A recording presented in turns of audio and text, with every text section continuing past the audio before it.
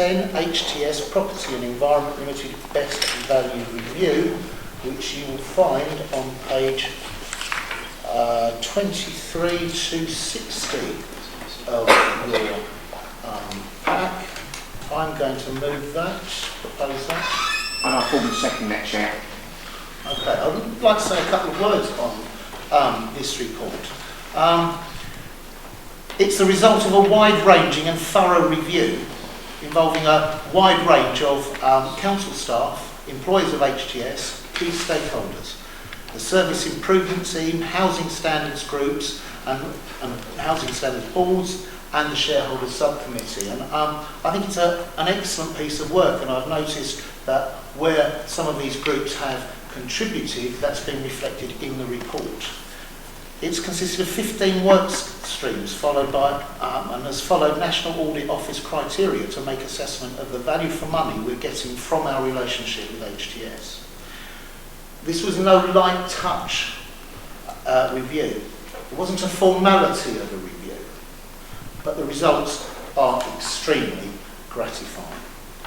The review found that the Council has effectively set up a well-funded local authority trading company and has successfully disaggregated its operations from the previous private sector provider. The review noted that the KPI performance has been good. The review noted that HTS has a strong cash position, and this reflects robust management of assets and liabilities. The existing payment mechanism is an economic method of contract payment. There have been no issues highlighted during the review to suggest the current arrangements do not represent financial best value. Innovation, especially CSR, has been good. Levels of satisfaction by the public generally are good across the board. Governance, arrangements and adherence with contractual arrangements have been found to be sound and tested by internal audit. And evidence of workforce planning by HTS and a successful apprenticeship scheme work on social inclusion and improvement in the gender pay gap has also been noted. This is an excellent report which remarks very highly on the success of this company. And yeah. So, any questions? Councillor Johnson. My first question is about paragraph 76 under economy. Where the report says, however, based upon the evidence submitted to the review, it has not been possible to exactly determine the base operation costs of HTS Property and Environment Limited to make direct comparisons to the 2017 mobilisation business model. How does the, and I know there's recommendations here, how does the council react to such a statement that we've conducted a business where it's not possible to exactly match to our previous business to show the points that you've just been making?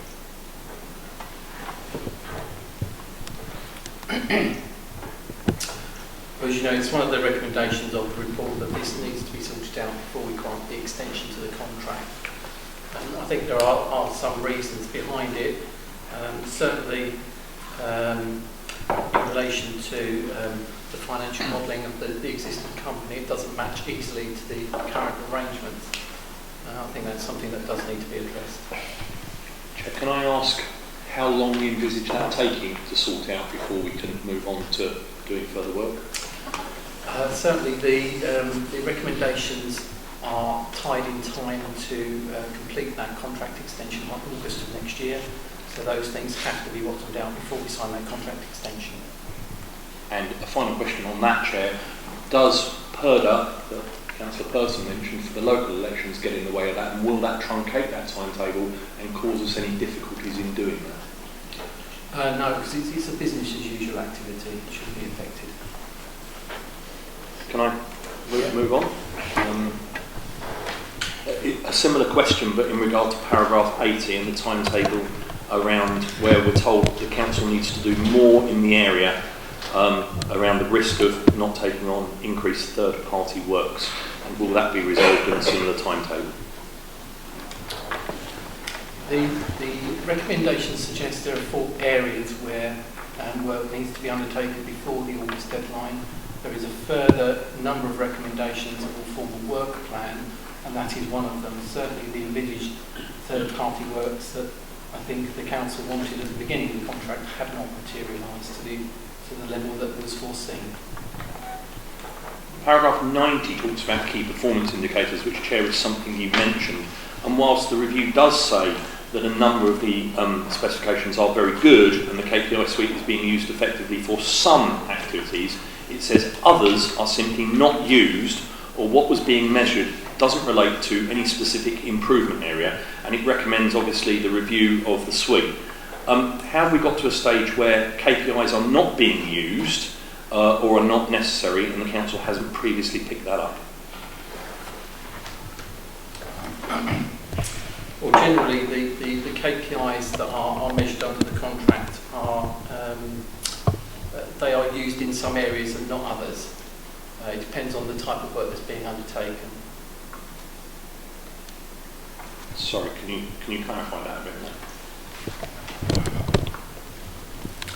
I think from memory there are some detail is important, but there are some KPIs around the environmental bit that we're not using as effectively as some of the other ones. Sorry, I appreciate the answer, but it doesn't really answer the question, which is, if we've had KPIs for this key organisation, this key spend, that we've not been used, why have they not already been stripped out or replaced by KPIs we are using before we had the review? That's what the review has found.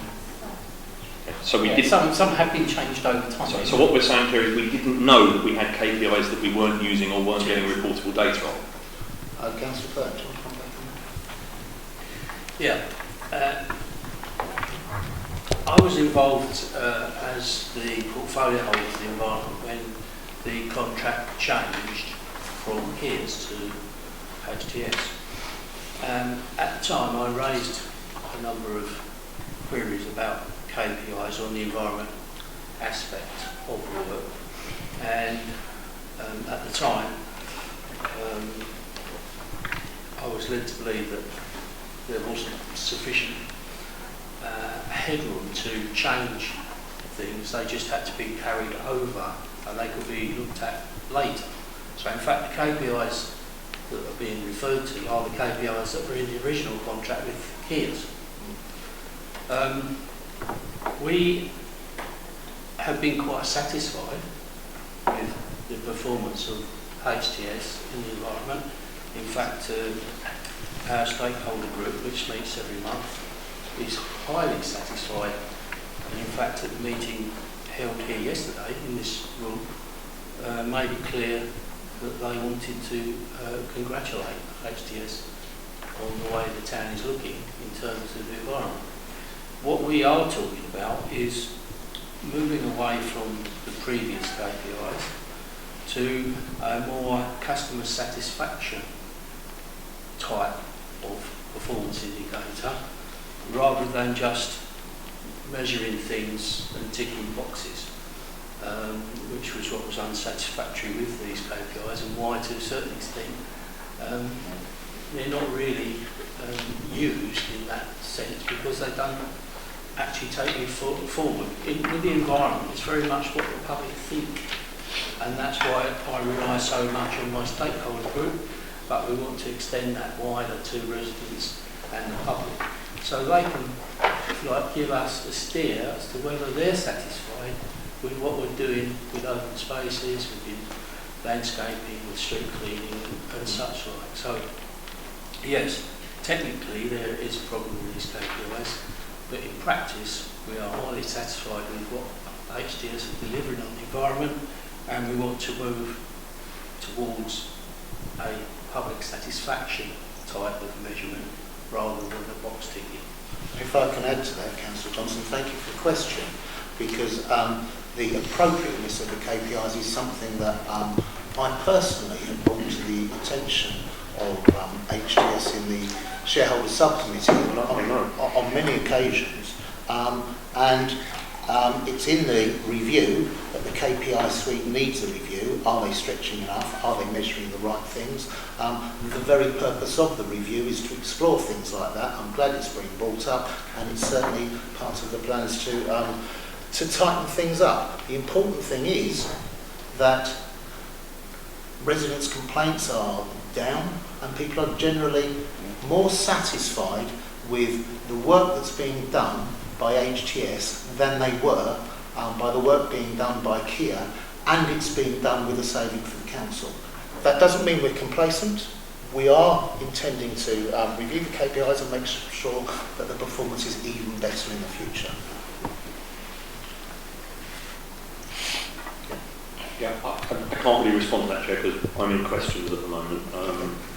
But thank you for your answer. I still don't think I've got to the bottom of the answer, despite the comprehensive answers, about why we allowed the organisation to run without replacing KPIs that weren't being used. And I think the report highlights that very well. I want to take you, please, to Appendix... Sorry, did you want to say something there? I interrupted you. Sorry, it's not true to say that we never reviewed KPIs. It is an ongoing process with KPIs. I think that there is an acknowledgement that the existing suite does need some review to make sure that they're fit for purpose for a contract that's going to run for the next X number of years. So does that mean that the report is wrong, because the report says that some of the KPIs were never used?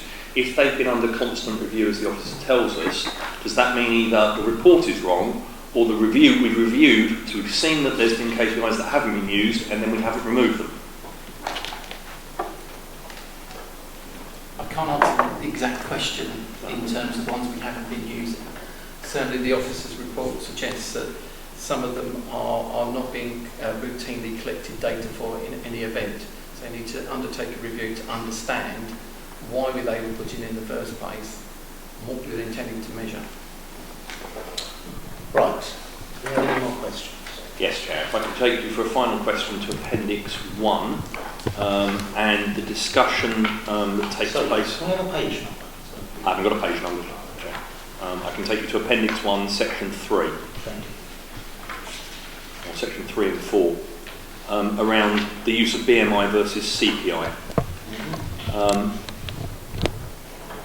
And the Council's view that... I just wanted the officers to flesh out a bit about what we're actually going to use. And it may be me not understanding the language and not really understanding the finance behind it, but the Council seems to point to one, the organisation seems to point to another. There's an argument that BMI isn't the appropriate use given the width of service that's now being used, and I'd just like to explore with the Council why there's the difference of opinion. Yeah, so the BMI indices that's currently being applied is kind of a basket of a bit like any other indices really, and I think we're just challenging on whether that's appropriate going forward under the service agreement with HTS. So I've got a meeting on Monday morning with the finance lead from HTS to discuss the point. And what we're hoping to do is to disaggregate the value of the payments and the operational budget of the company into its component parts, and then consider what inflation indices are appropriate for those components, rather than just applying one indices to the whole total value of the annual service charge. So two follow-ups to that, Chair. The first being, does that mean that we may end up using RPI as well as CPI and BMI for the retail elements of the organisation? What I'm expecting will happen is that we will see a large proportion of the value of the annual service charge, which relates to pay, linked to national pay awards, as we do for the council's budget uplifts, and then other particular lines of the operational budget for the company being uplifted by probably CPI, but that's a discussion we've yet to have on Monday. Chair, the second of the two supplementaries is going back to the start of the organisation, and if the Council is now believing that CPI might be the most important thing to use, depending on these negotiations, why did it set the company up using BMI for the uplift? I think the simple answer is that we as members will be aware, we took an approach that was pretty much, to coin the phrase, lift and shift from the existing arrangements, and that was the indices that were being used under the previous contract. I think the thing that's probably brought it to a head in the current arrangements is that whereas we'd seen the BMI indices at very low levels, or actually at one point switching to a negative figure, BMI at the moment is currently running at a particularly high level, and it seems disproportionate compared with the approach that the council applies to the rest of its operational budgets as an organisation. Any further questions? Does anybody want to make any statements?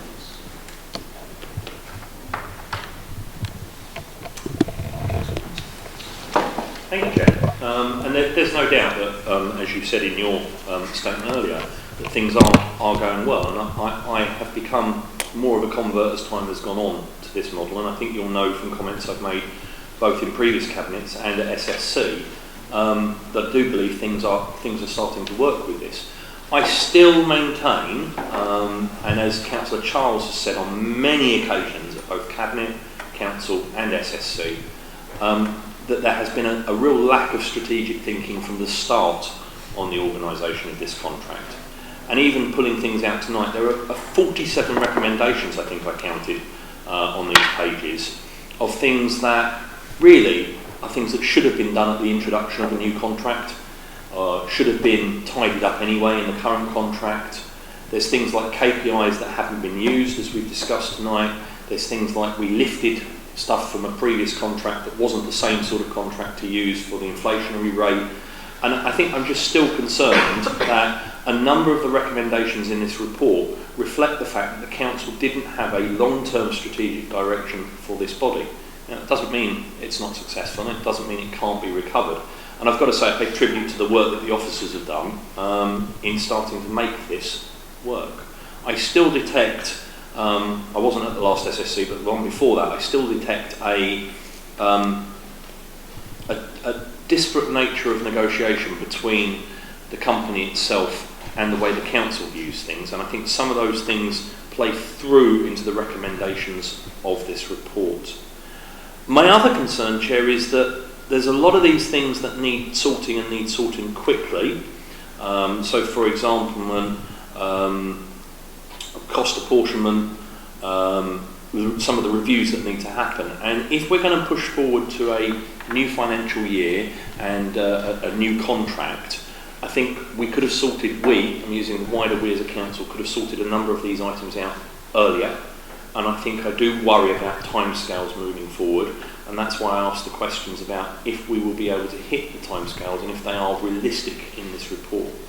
I hope it works, because I think we're now that invested as a council in this organisation, this body, that we can't really have it fail.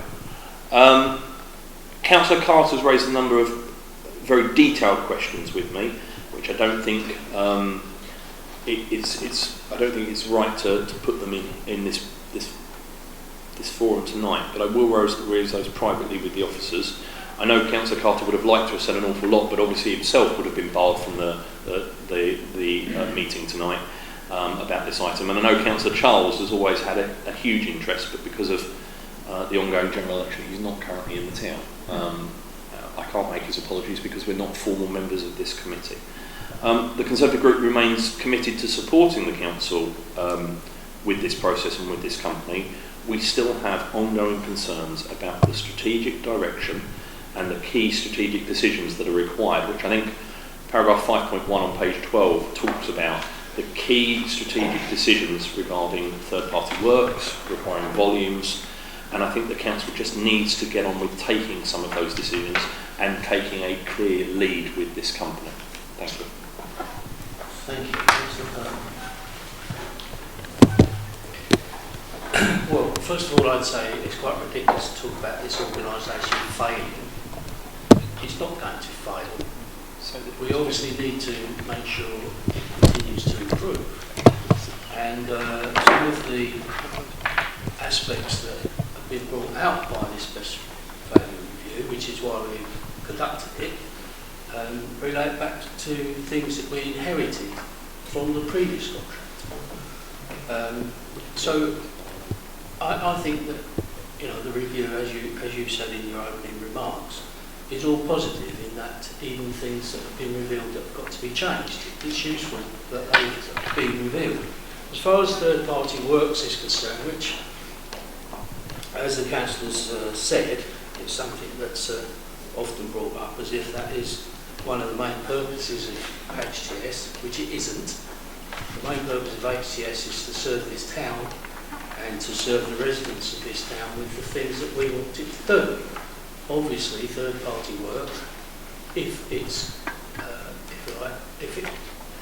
is able to generate additional income, which comes back to the council via the various financial mechanisms that exist, then that's great. But that isn't the main purpose of HTS. The main purpose is to do the work that we wanted to do on behalf of our residents. So I think we need, you know, to bear that in mind. And the last point I'd make, having had the necessity to study the legal arrangements with HTS, is that we must always remember that this is an independent company. It's not part of the council. We can review its performance, as we've done, through special investigations. We can comment regularly, as we do, through the shareholder subcommittee. But we cannot micromanage the company, and in fact it'd be illegal for us to do so. It's written into the financial rules of this company that it's not to take direction from the council in any direct sense. So again, we need to be cognizant of the subtlety of the arrangements between the council and HTS. Thank you, Councillor Bell. Councillor Wilkinson. Thank you, Chair. I really welcome this report and review, and I think we have to remind ourselves why we're having a review. And it's important to have a review because you look back at something we've set up. Is it the right thing to carry on? Is it, you know, are we doing things right? Are we doing things wrong? And it's quite clear that this is a major success story. Has been, and I just love having debates about HTS, and I welcome the fact that now Councillor Johnson is coming over to the fact about HTS is the right thing to do, because I just love reminding people that their group didn't want to do it in the first place. It was an ill-thought idea, they called the decision in, etc, etc. They wanted to stay with Kia. Given the mess that Kia's at a national level at the moment, I think in hindsight, what a fantastic idea we had. But getting back to this review, I think, as the Chair said on his opening remarks, we have never seen, certainly from a housing perspective, and I meet monthly with HTS to discuss KPIs, to discuss performance, regular monitoring. As Councillor Purton said, they're not part of the council, it's an arm's length organisation to which report into us. And satisfaction levels have never been so high as far as council tenants are concerned.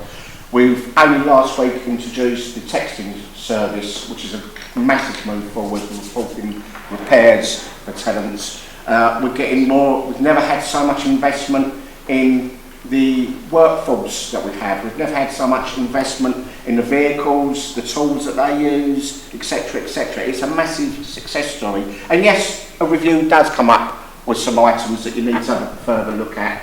But I think it's almost like there's a small piece of crumb somewhere that people can latch onto, and that's what they latch onto. The massive story is for this town, and the success story that it brings us, not only with delivery, but also financial. We've never had no financial delivery come back from Kia. We just paid money out to shareholders. We now have a situation where money's being poured back into this town. And yes, third-party work does need to develop further, but there has been some significant movement in that area now. You now see people walking around this building with HTS shirts on with a third-party delivery. You know, that is a step in the right direction, and I want it as well. I agree with Councillor Johnson. I want that to develop further. We're only 3 years in. It's been a massive success story. Something I'm really proud of. I think that the administration and the council should be really proud of. So I welcome this review, I welcome its recommendations. I thank the officers that have been involved. It's a colossal piece of work, this review. I don't think there was a stone left unturned during this review. I certainly played a part in interviews and all the rest of it, giving my views on various situations. And I just think it shows to the people of this town that we're serious about HTS, but we will make sure they carry on delivering, and we will make sure it's a success story. Thank you, Chair.